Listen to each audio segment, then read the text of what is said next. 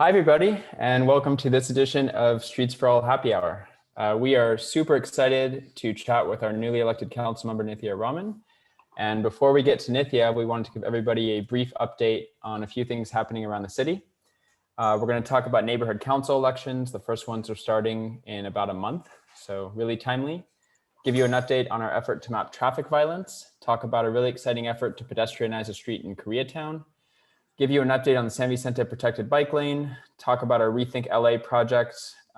We have a quick wish list for Cd4, a few wins of the month, and then we will get to our conversation with Nithya. And we know you're here to talk with her and not us, so we'll be quick this time on these updates. So I am going to turn it over to Adrian, and our icebreaker for today's Zoom is your favorite date spot in LA. So over to you, Adrian. All right, thanks, Michael. As a resident of Koreatown, I think my favorite date spot is the Prince. Anyone who lives in Koreatown is familiar with it. It's got a real nice romantic vibe while also being fairly low key. So it's a real nice spot. So I'm going to chat a bit about neighborhood councils. We've got elections coming up starting next month. And so we've been partnering actively, recruiting people with several other organizations. And the big reason for that is a lot of neighborhood councils tend to be conservative and block progress on the issues that we care about, like bus and bike lanes. So on the screen right now, you see the different regions and the date of the elections for each region. If you live in regions 5, 6, 7, 8, or 1, it is too late to file for being a candidate. The next filing deadline is in region 2, which is February 16th. That is the northern end of the valley. And coming up within the next 30 days, we have regions 3, 4, and 9. This year, neighborhood council elections are going to be conducted by mail. So you must go request your mail-in ballot and vote by mail as well. And Streets for All is endorsing candidates. So if you are running and you are interested in seeking our endorsement, you can go to our website, streetsforall.org/neighborhood-councils. So far, we've got candidates that we've endorsed in several neighborhood council districts, which you can see on the screen. And we've also endorsed a few slates, including Mid-City West Progressive Slate, K-Town Team, and Progressive Pico. So I'm going to toss it over to Josh Fredebogt, who's going to talk about our efforts of mapping traffic violence in Los Angeles. Thanks, Adrian. One thing I've been missing recently is concerts. So for my favorite date spot in LA, I'm going to say the Regent downtown. So I'm going to give a really quick update to our Mapping Traffic Violence project. We've been taking data from the app Citizen, and we've been scraping that to provide live updates of pedestrian and cyclist accidents. If you want to see a map of the incidents, you can go to streetsforall.org/traffic violence map. And you can also see tweets in real time at streetsforall_alerts. If you go to the next slide. So our newest update to this project is adding summaries at the first of each month. So you can see right here an example. We do an incident summary for the entire city. So for the month of January, we mapped 356 crashes involving pedestrians and cyclists. And then we tagged the mayor and LADOT. And then we also have an incident summary for each council district. So here you can see all the incidents inside of CD9, which were 51 for pedestrians and cyclists. So hopefully this is a cool tool, or I mean, it's a tragic tool, but a necessary one for helping hold elected officials accountable. Now I'm going to hand it back to Adrian to talk about pedestrianizing 6th Street. Thanks, Josh. So the Wilshire Center Koreatown Neighborhood Council is working on a really cool project called Reimagine 6th Street, which would redirect vehicle traffic off of 6th Street between Vermont and Normandy, and then use that space to turn it into a pedestrian plaza. This is needed for several reasons. Koreatown desperately needs open space. Traffic violence is out of control in Koreatown, and our small businesses are struggling. So this would help all three of those problems. And Wilshire Center Koreatown Neighborhood Council is voting tonight on a letter of support to Mark Ridley Thomas for this project. So if you want to provide your input, there's a survey link on the screen. You can visit that and let us know what you say, what you feel about this. And as of right now, about 500 people have responded and 3/4 of them support the project. So here's a rendering on the screen of what this could potentially look like. So fill out the survey, let us know what kind of amenities you would like to see if this happens. So I'm gonna hand it over to Michael to talk about San Vicente bike lane advocacy. Thanks, Adrian. So my favorite date spot is Angelini Osteria on Beverly Boulevard. I'm lucky enough to be able to walk there, and can't wait to go back there now with my wife, given that outdoor dining is open again. So quick update on the San Vicente protected bike lanes. Just a reminder, this is on the 2035 mobility plan with protected bike lanes. The street has more vehicle traffic lanes than is needed based on the number of cars that use the street. This would plug a key gap in the bike lane network between Venice and Wilshire, and the street is being repaved in June. So this is happening really soon, and this is an opportunity to implement the protected bike lane. This is what it would look like. Essentially, it would turn San Vicente into every other major street in Los Angeles. There would still be 2 vehicle traffic lanes in each direction. Parking would be maintained. We'd have a nice wide parking protected bike lane. And there's very few driveways, so it really would be a very safe way to get through that part of town on a bike. The north side is Cd4 and the south side is Cd10. We've been surveying the community. So far in our survey, 86% are in favor. Of the neighborhood associations, we've gotten support letters from Faircrest Heights, Sycamore Square, Carthay Square. Wilshire Vista did their own survey and 73% were in favor. Mid-City West Community Council, which is the north side of the street, supports this and has already written a motion. So the Pico Neighborhood Council is still considering it, which is the south side. Long story short, LADOT needs council office support before June from both Cd4 and Cd10 to have this go forward. So over to Taranig to talk about Rethink LA. Hey guys, my favorite date spot is probably Aroma Cafe in the Valley. It's a house converted to a quaint cafe with lots of outdoor seating. Okay, so Rethink LA is an initiative we at Streets for All spun up a few weeks ago to allow anyone in Los Angeles County to reimagine any stretch of roadway. It's a simple form anyone can fill out, and every month or so we'll choose a few of these submissions and actually create renderings of what the street could look like, and we'll even advocate for some of these submissions. Given that this is quite a new initiative, it's really exciting to see some ideas starting to come in. So we see submissions for Sunset, Los Feliz, Hoover, Ventura Boulevard, and North Figueroa. Feel free to go to streetsforall.org, click on Initiatives, Rethink LA, and submit a street near you. And now passing it back to Michael to talk about Cd4 projects. Okay, so there's a few projects in Cd4 that had a lot of community support, but that the previous council member killed for really no good reason. The best example of this was in 2017. There was a bike lane proposed on 6th Street between Fairfax and Cochrane, very close to La Brea. If you know that area, 6th Street becomes a highway in that section. LADOT did extensive outreach. The Mid-City West Community Council, the relevant neighborhood council was on board. The neighborhood associations were on board. Jim O'Sullivan of Fix the City didn't like it, and he was chair of the Miracle Mile Residents Association at the time. And this isn't even in Miracle Mile, and he called David Rue and the project was killed, basically. So that's up high on our list. The Hyperion Bridge, which is a shared border of CD13 and CD4, could really use a bike facility that's currently in design. And the Grove Drive doesn't have a sidewalk on one side of the street. The other sidewalk is very, very narrow. And Mid-City West has already passed a motion asking for wider sidewalks and bike lanes on the street. The other bucket of projects is projects that DOT has studied but never actually reached the community outreach phase. We would love to see a bike facility over the Cahuenga Pass. It's really the only reasonable way to get from Hollywood to the Valley other than crazy, crazy hills. And we would love to see safer bike crossings at 4th Street and Rossmore and 4th Street in Highland.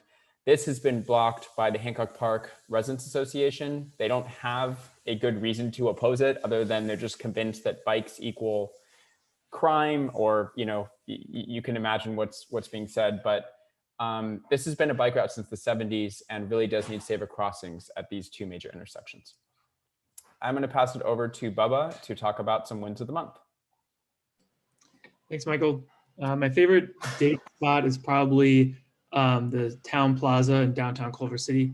I like to go to the new Citizen Market and get some wine and pizza and eat it on the grassy hill. Speaking of downtown Culver, our first win of the month is a transformative quick build project to add bus and bike lanes in and around downtown Culver City. The project has held extensive public outreach meetings for months, but at the 11th hour, one of downtown Culver's largest developers, who actually own that parking structure right there, pressured council to exclude downtown from the project entirely. And so Bike Culver City and Streets for All quickly issued a call to action, which was used by over 200 people who wrote in to council demanding that the project not be watered down. And after a strong showing of support from the community, it wasn't just the 3 progressive council members who voted in favor. The project passed with a unanimous 5-0 vote. Installation is planned for May of this year. And if you want to get involved, if you're a stakeholder there or live around there, go to moveculvercity.com, and there's still continued outreach until implementation. I'll pass it over to Kyle. Thanks, Bob. And in addition to Move Culver City, we're happy with the Metro Board's decision to amend the FY21 budget to maintain service levels. A coalition of dozens of organizations led by Investing in Place came together pretty fast to engage citizens and get them to chime in.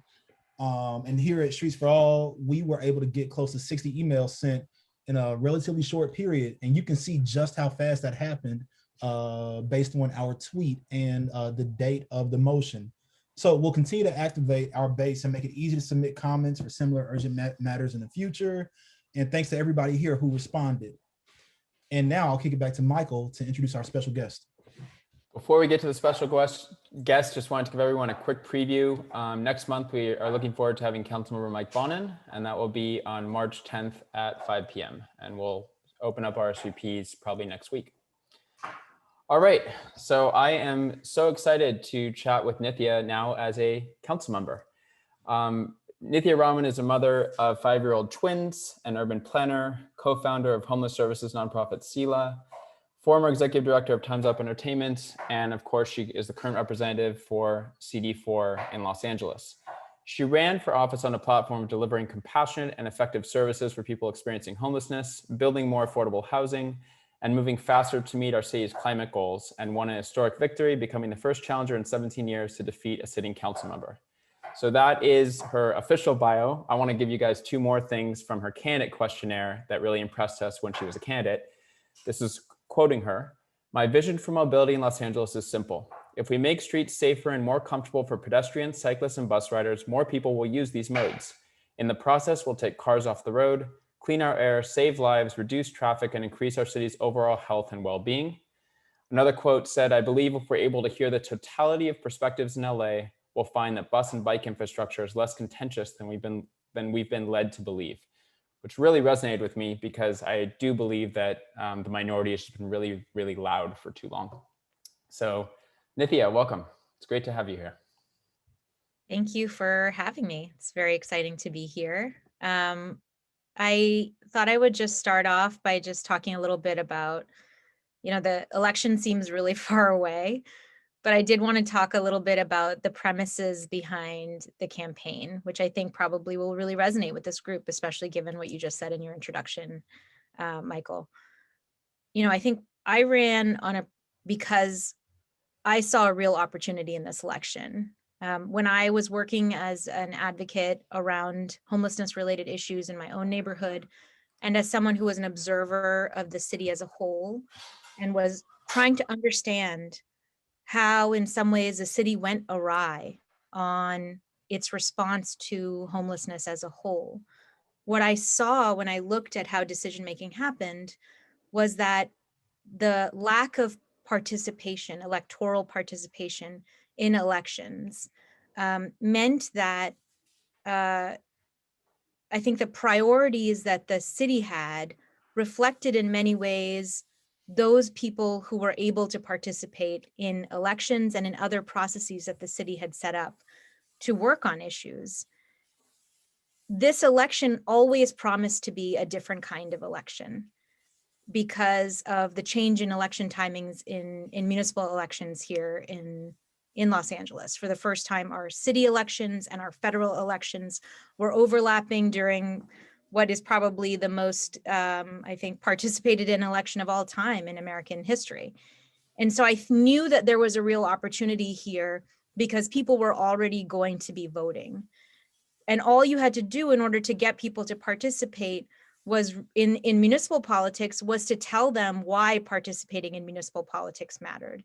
When you looked at issues like where you cited affordable housing, where you built resources for people experiencing homelessness, how you responded to homelessness in a neighborhood, what I found over and over again in my work was that a few loud voices could really overturn or could prevent policies that were the best for the city, that were evidence-based, that could tackle problems head on, were set aside in favor of other responses.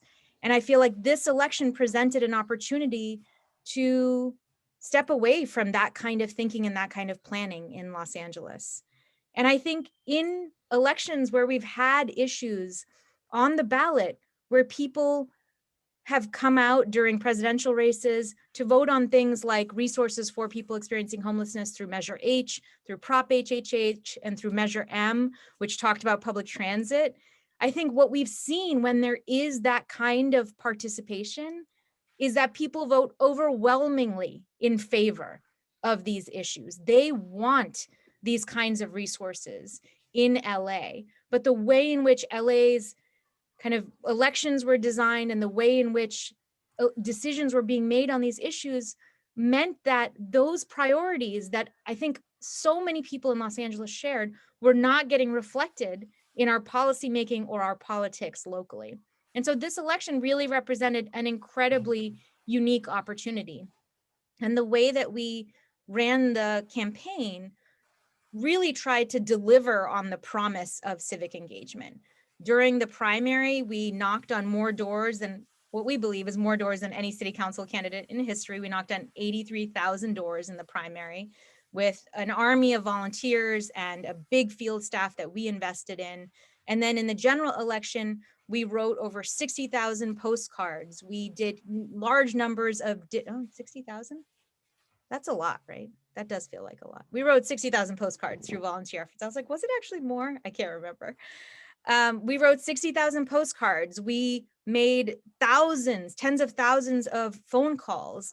We did digital events. We did social media marketing. And we tried in every COVID safe way to do the kind of outreach that we thought would be so integral to bringing people into the process. When we did education on issues, we didn't just say vote for this candidate. We said, why is it important to care about local politics? And when you make that kind of argument to people, what we found when we were doing that work was that people did immediately perk up. They did immediately engage. And more often than not, they engaged in ways that, that aligned with what I thought were the best policies for the city. And it was incredibly, incredibly exciting to be part of that process. I ended up, obviously I won the election, and participation in this council district, which in the last general election included about 24,000 voters. In this race ended up having over 130,000 voters. So voter turnout for this city council race increased by 5 times, which was more than in other city council races that voted at the same time, which is incredible. And that means that 130,000 plus people are now engaged on city issues, which is so cool, but also presents an incredible challenge for me in office, because that means over 130,000 people are now looking to City Hall to fix the challenges that they have in their day-to-day lives and in the world that they see around them. So what are the obstacles that I see in this work going forward? I think there's, in terms of civic engagement, in terms of continuing the lessons that we learned from the campaign into office, I think that means building an office that is really based on outreach, not just responsive engagement with residents. That means that we have to continue in many ways the work of the campaign. We have to continue going out to residents, that we have to figure out right now, while we're still dealing with COVID, how can we do that work of outreach and engagement in COVID safe ways? And then once we're beyond this period, how we can actually go back to door knocking, go back to social media engagement, go back to phone calls, go back to mailers that can actually not be connected to campaigns, but be instead connected to particular policy outcomes that we want to see for the city. That can be invitations for people to engage, not just at the time of the vote, but to engage in particular neighborhood issues that they may be trying to resolve on their own. And to change the processes through which we demand that engagement from residents, to make it less complicated to participate, to make it legible to participate, to make these processes and decision-making points clear to people, and inform them about when it's important to make their voices heard, and to make that process of making their voices heard as easy as possible. And so that's really the work that I feel like I'm committed to doing in this office, and we're starting that process now. I'm really excited that we've put together a really brilliant team, and 2 members of my team are here. Isabel, who is on our comms team, and she's waving. And Tabitha, I believe, is also here, who's the field rep for the Mid-City area. And I know a large number of the people on this call are also involved in Mid-City issues. So both of them are individuals that I think you'll be hearing a lot more from, and we'll be working on the Cd4 priorities that you listed, and in trying to understand how we can actually move forward with the objectives that I think a lot of us really share in terms of our vision for change in Los Angeles. Awesome. And with that, I think I wanted to turn it over to you again, Michael. Yeah, thank you for that context and that overview. And I think it's amazing that you guys brought so many people into it. It gave me hope that someone who's not quite as progressive actually may not be able to win in future elections, given how many people have perked up and are paying attention all over the city now, and that we have those even year elections. So you guys have been in office for about 2 months. What's it been like? Is there anything that surprised you about the way the city has worked? Do you feel settled yet? Are you still building your team? Where are you at?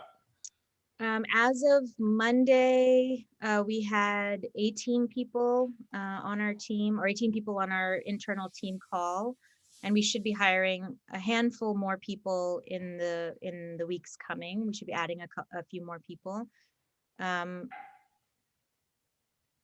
do I feel? Gosh, Is there anything that surprised you about now that you're on the inside?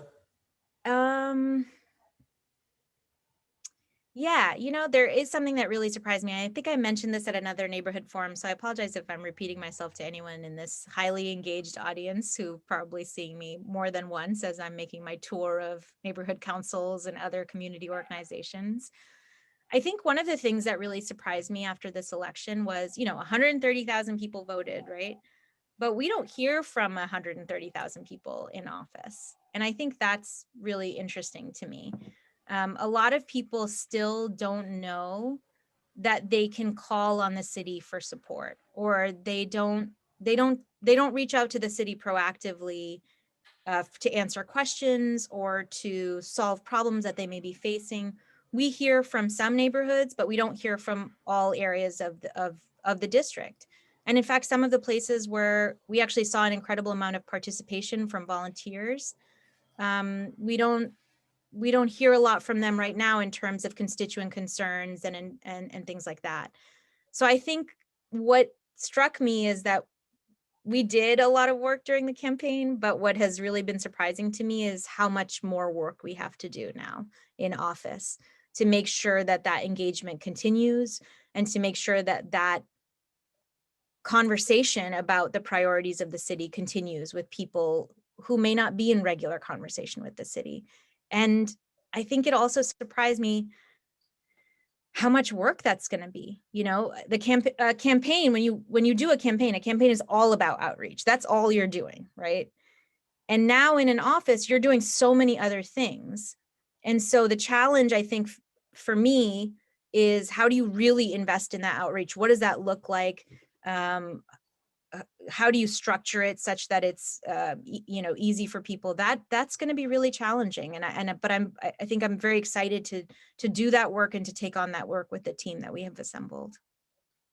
Given the COVID crisis and the economic crisis and homelessness, I certainly understand if transportation has not been your first priority in office, but given the audience here, curious, have you guys hired a transportation deputy yet? Is that in process? Yes, we're in active search for the right person. We've made some progress, but it's definitely been a little bit of a longer process, not just for this position. Honestly, with all of our positions, we're still hiring a legislative director. We're still hiring a small business specialist. So there have been a couple of places where it's just been a little bit more challenging to find people. And there were other positions that were absolutely integral to fill immediately, especially our field positions, because as soon as we came in, there were a ton of constituents who were calling in already. So we absolutely needed to have that team filled out first.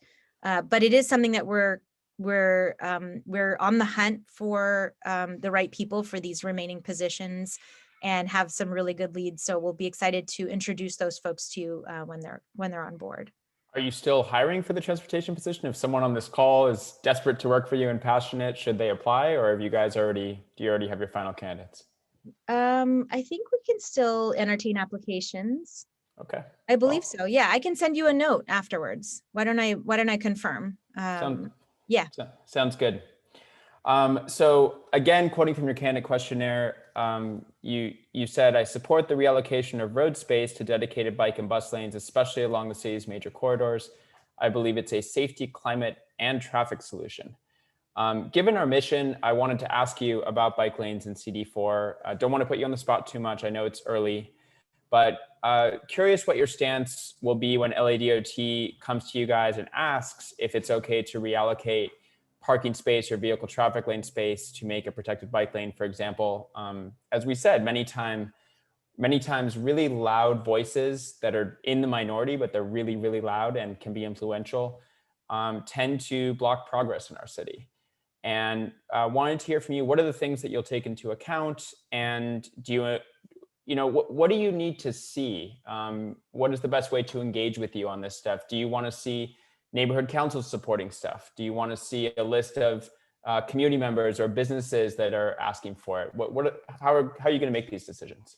Yeah, I mean, broadly speaking, I think my orientation was much more around trying to support safe transit around the city and encouraging investments in sidewalks, in bike lanes, and in public transit, including in bus infrastructure, that I think would make those into viable modes of commuting in the city and viable modes of getting around in the city. I think we had a Streets for All candidate forum, I believe, during the election. And I think I talked about how I'm an avid bus rider. I actually do love buses more than anything else, but I'm an avid public transit user. I commuted from my office to my office in Santa Monica from Silver Lake using a bus and 2 trains for over a year. And I loved it. It was great, but I have 2 little kids, and it's really hard to use our public transit infrastructure when buses run as infrequently, when it's so unsafe for little kids to be riding on streets safely. So I think, my perspective, especially as a mother of young children, has made it very, very clear to me what we need to do in order to make this a viable form or a viable alternative to getting into your car. And, I think I shared with you in that candidate forum, more often than not with my kids, I just get in the car because that is just that if I want to get somewhere in a timely fashion, that's just what needs to happen when the closest bus near me comes once an hour, Speaking of buses, sorry, I didn't want to cut you off. Oh, no, I just wanted to say that I think you were asking about how, what my approach would be to investments in this kind of infrastructure in the city. I think, first of all, I'm very committed to making those kinds of investments, particularly after we've come out of our current budget crisis. But second of all, I want to make sure that when we do those investments, we're also doing it with accompanying community engagement to make sure that the people who are already users of such infrastructure, or who are the most likely people to be using that infrastructure, know that those investments are being considered and are able to really weigh in on that decision-making process, and to think about how people are being asked to weigh in on those decision-making processes to make it as simple as possible. I think the hope is that we expand these conversations, make it public, make it visible to people that these are investments that are being planned, and to really do the work to draw people into those conversations. I think any engagement will involve, ideally, some kind of proactive neighborhood outreach beyond just the neighborhood councils. I think it has to go beyond the neighborhood councils, because a lot of people are not engaged with the neighborhood council process yet. It has to be something that looks at, I don't know what exactly it's going to look like yet. Does it mean mailers? Does it mean door knocking? Does it mean actually going on the bus lines that are impacted and handing out surveys there? Like, what does that actually look like? I don't know, but we're really excited to experiment and to make sure that we're doing things that really work in trying to bring more voices in.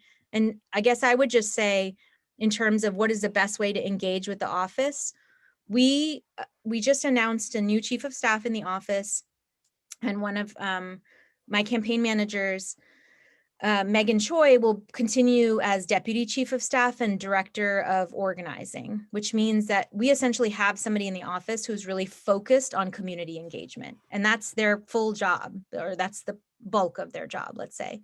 And so if you want to engage with us, we're really open to engaging with you. So I encourage you to reach out to us about priorities. I encourage you to call. I encourage you to write in. I encourage organized groups to set up meetings and to communicate with us. And we are really doing our best to make sure that we're responsive to those communications and are listening and hearing and seeking input in the future when we are actually planning rollouts from these groups and individuals who've already contacted us. So I'm going to ask you two more questions, and then we're going to show you some questions from the audience. For anyone that has a question and hasn't asked it yet, the link is in the chat. So talking about the bus, LA suffers from a lack of bus shelters in a lot of places. We have this crazy contract where basically an advertising company builds shelters only in communities where it gets paid enough money to show ads to that particular demographic. Have you looked at this at all? Do you think there might be an opportunity to figure out how to get bus shelters everywhere that's needed? Gosh, I haven't looked at this yet, but it's definitely something that I consider to be a real priority. I think this is part of the thing that I was talking about earlier, is how do you make it safe and comfortable to use public transit? As I said already, I love buses, and I think making it easier, safer, and less time in the sun, shadier, to use buses is so important. And it's definitely something that I'm interested in working on. Unfortunately, I'm not on the transportation committee. Could be. Yeah, well, I'm on 5 committees, so I don't think I could take on another one. But I think thinking about what legislatively we can do to make sure that there is more equity in how these bus shelters are,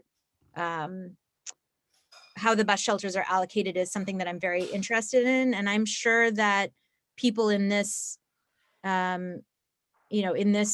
event know answers for how other cities have done this, or how other jurisdictions have done this in ways that really pushes towards greater equity in the allocation of these kinds of resources.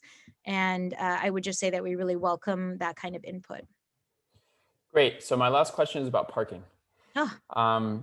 You did mention in your candidate questionnaire that your policies include removing parking minimums and in some cases instituting maximums. We have insane parking minimums in this town. We have a housing shortage, and housing's too expensive, and yet we have to build parking spaces that can cost up to $100,000 per space if it's subterranean, driving up the cost of rents, driving up the cost of housing. Sacramento and Berkeley are 2 cities that in the last, I want to say 60 days, have gotten rid of parking minimums completely in the city. I'm curious if you have any thoughts on how we could accomplish that in LA. I don't know. The question is not what I want to accomplish, but how. And to be honest with you, I'm still learning on that. I think that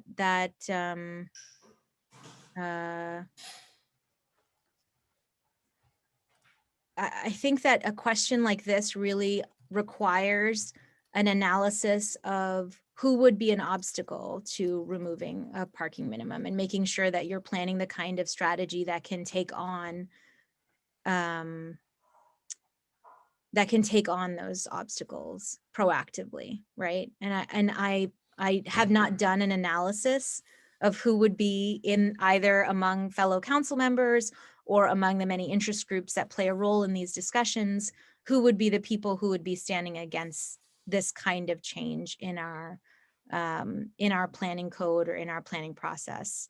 But I do think it is really important, particularly in construction along major transit corridors, particularly in construction that is supposed to be affordable housing of any kind. I think it's really, really important to think about taking this head on. So I do think it requires more analysis, and I'm sorry I don't have an answer for how yet. But yeah, but Okay. looking forward to doing it. I'm going to share my screen again and put on some questions from the audience. And these are all voted on. Feel free to vote. And the first question comes from Luke.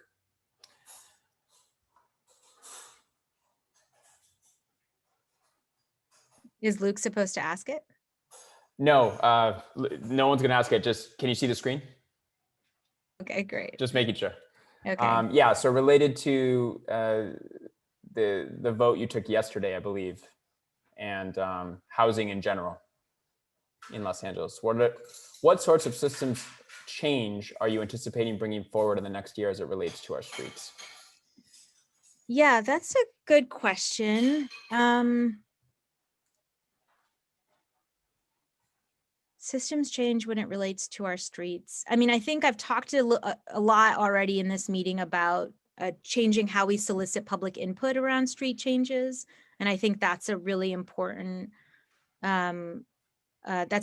systems change that I think we need to make, and that I've already talked to the Department of Transportation about, and I'm eager to collaborate with them on it.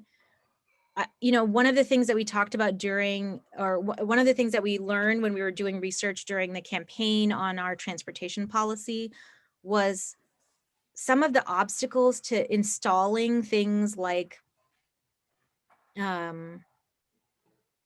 putting bike infrastructure in front of a restaurant required an establishment to take on an extra insurance cost that would add significantly to cost for any kind of investment like that.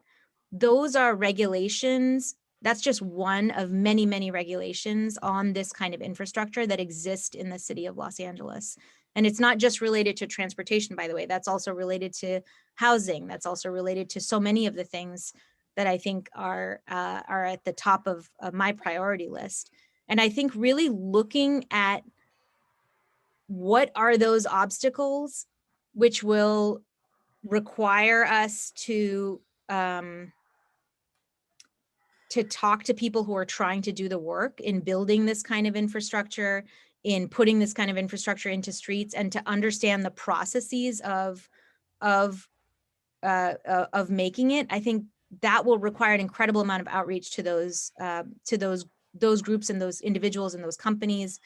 And I think making sure that we are doing a very researched and kind of focused process of taking away those obstacles one by one, whether that's legislatively through motions or talking to departments about changing some of these processes without the need for motions, which can be very, very long to actually implement.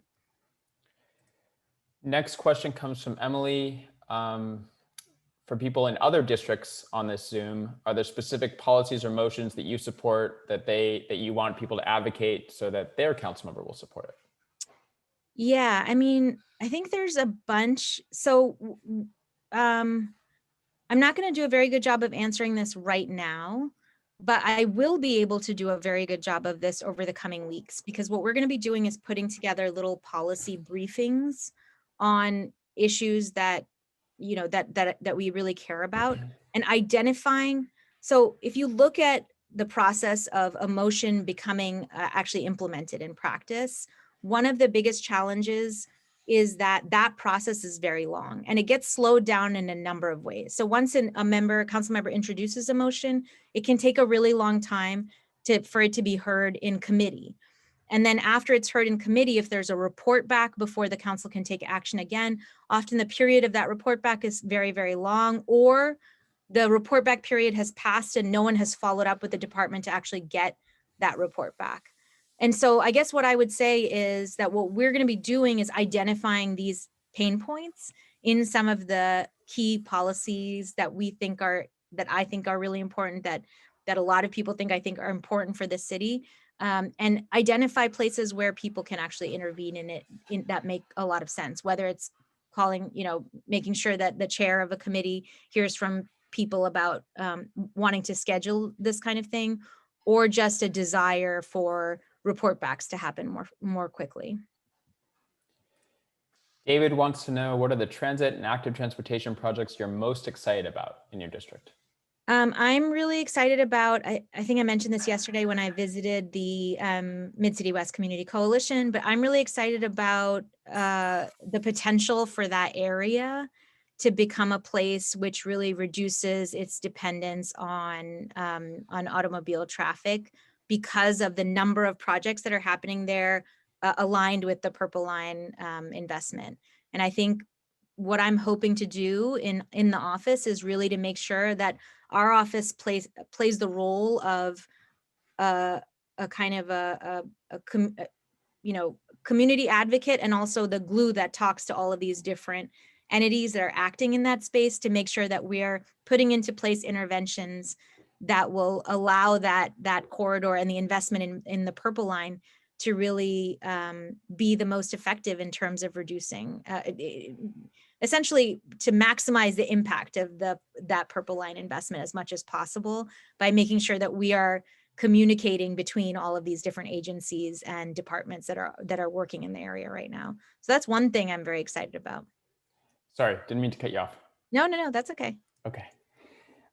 Eli Lippman, who is president of the Neighborhood Council Commission, wants to know how you see neighborhood councils. Do you think they're an important structure in the city? And what do you see as the future of the neighborhood council system?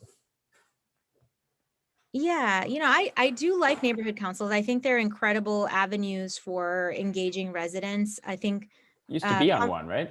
Yeah, I was the chair of my homelessness committee in the Silver Lake Neighborhood Council for many, many years. From my experience on that neighborhood council, I think council offices could do a better job of using neighborhood councils as a support for the work that they're trying to do. I was on my council's homelessness committee, and I don't think I was ever asked to be a kind of community ambassador for some of the more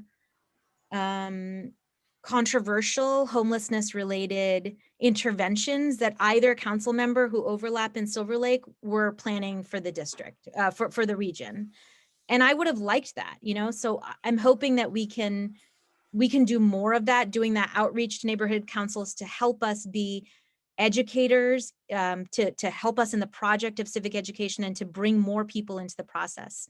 I do think that neighborhood councils can also be very limited. Not, like I said, not a lot of people know about them. That's not their fault. I mean, not a lot of people even know who their council member is, never mind what your neighborhood council is doing and who represents you on neighborhood council. So I don't think this is a knock on the neighborhood council system. I just think that we need to make sure that we're doing outreach other than neighborhood councils. I think often in the city, neighborhood councils are looked at as a proxy for civic engagement, when in reality, because of the kind of participation that many neighborhood councils see, which is fairly limited, some have more, but some have much, much less. I think we need to be working to do much more than just leaning on neighborhood councils alone.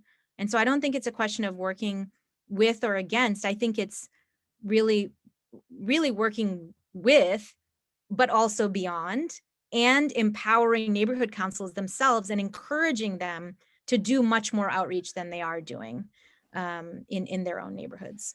I know when I ran for election in my neighborhood council in 2019, the most common question I got is, what is a neighborhood council? Yeah, exactly. So maybe the city should do a marketing campaign, a PR campaign around the neighborhood council system, because I feel like most of the city is still unaware of what a neighborhood council is. Yeah.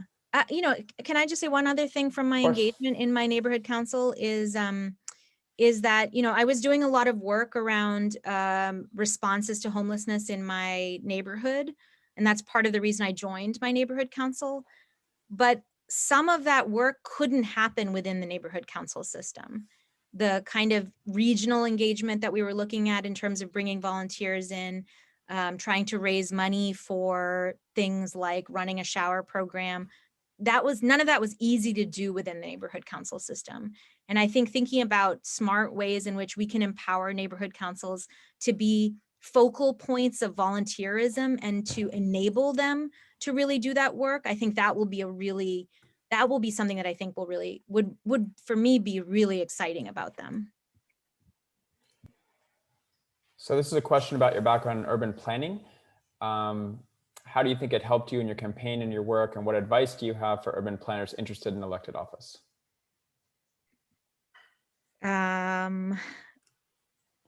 How did it help me in my campaign? Well, you know, I think my urban planning background really helped me because my campaign was a very policy forward campaign. And so I think the skills that I learned as an urban planner really brought a huge amount of, I think it helped me to bring that policy lens to the table as a candidate. And I think it helped me to, in some ways, to sidestep to step away from just slogans and really focus on what is the meat of a policy, what does the evidence say, what's the pros, what are the cons, and I think that was incredibly helpful. It helped us to get away from, I think, things that had often produced controversy, and really helped us focus on what are the issues and what are the real solutions and how do we bring people into this process. What advice do I have for urban planners interested in elected office?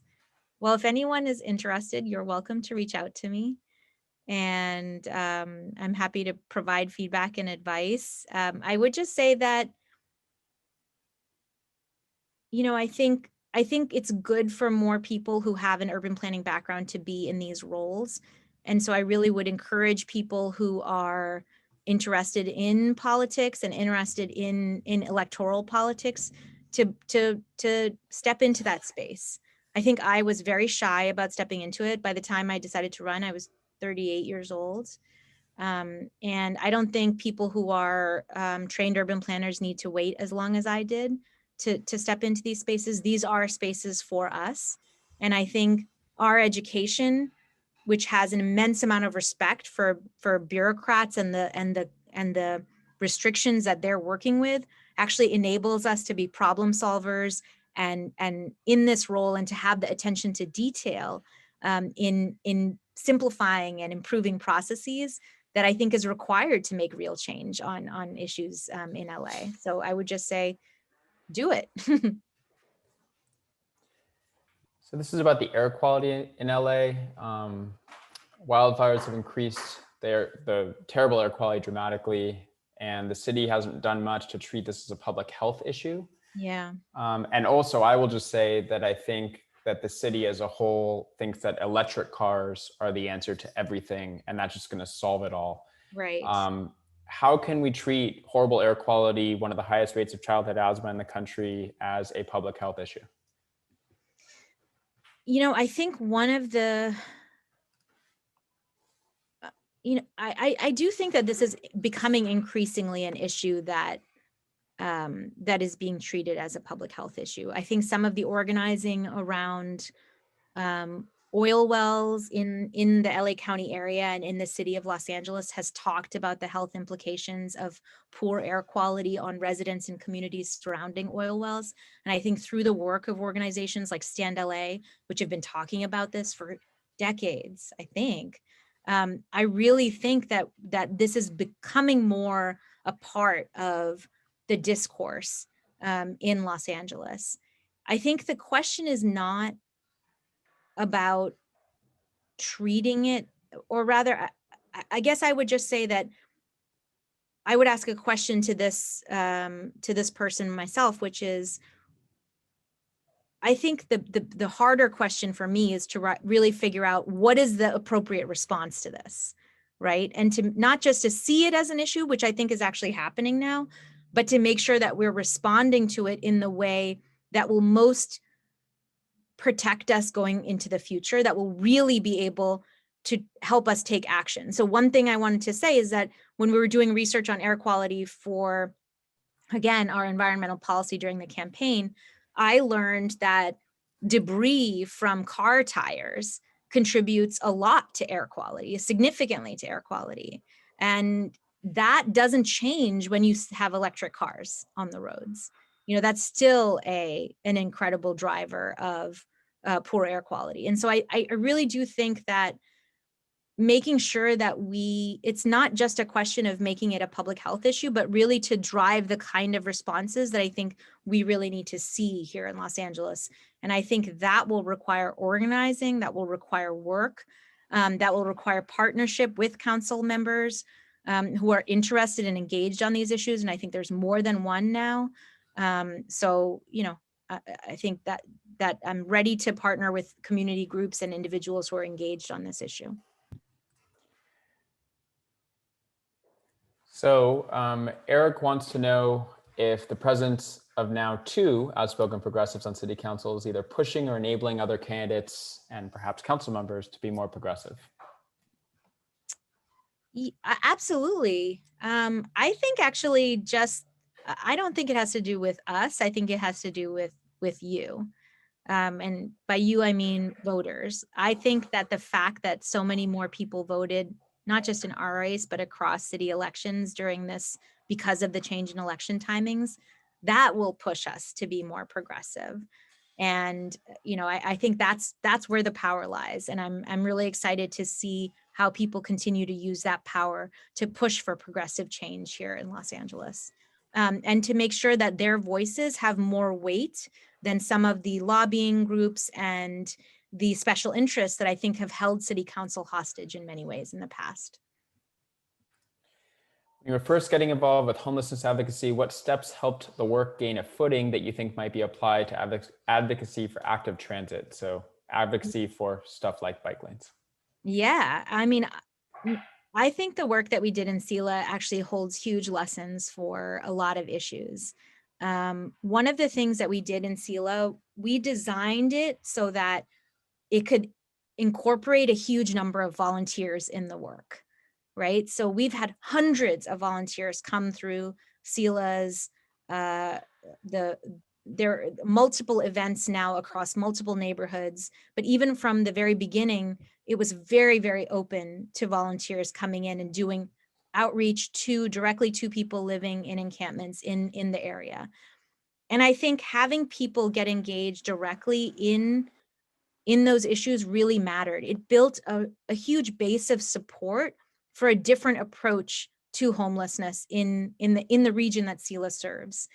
People became, because of their experience in the work, because of their ability to engage with people who were experiencing homelessness, to build relationships with those individuals and to go beyond just the headlines or driving by encampments and really engage with people as humans. I think that transformed people's responses to homelessness related policy in this region.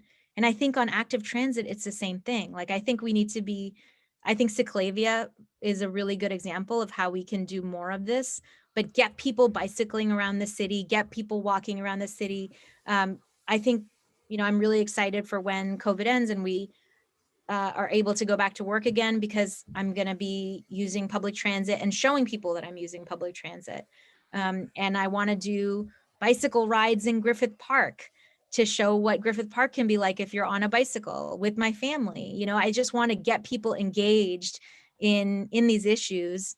And I think giving people the experience of moving through the city in ways other than in your car, I think that will help them become advocates for a very different transportation future here in Los Angeles.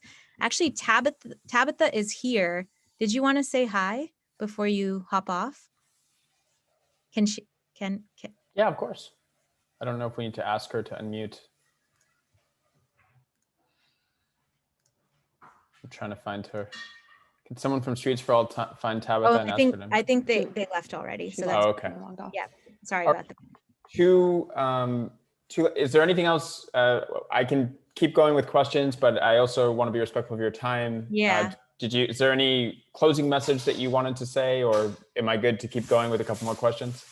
Well, we only have a couple more minutes. Let's do one more question and then I can do my big finish. So this is definitely a sensitive question, but I thought it was important to show it. And it has to do with policing on public transit. Clearly this person has seen really difficult things and doesn't really feel safe on public transit anymore, and is curious what your position is on police officers in public transit. Yeah, I think actually, I don't know whether it's the same individual, but the same question came up during the candidate forum as well, which was my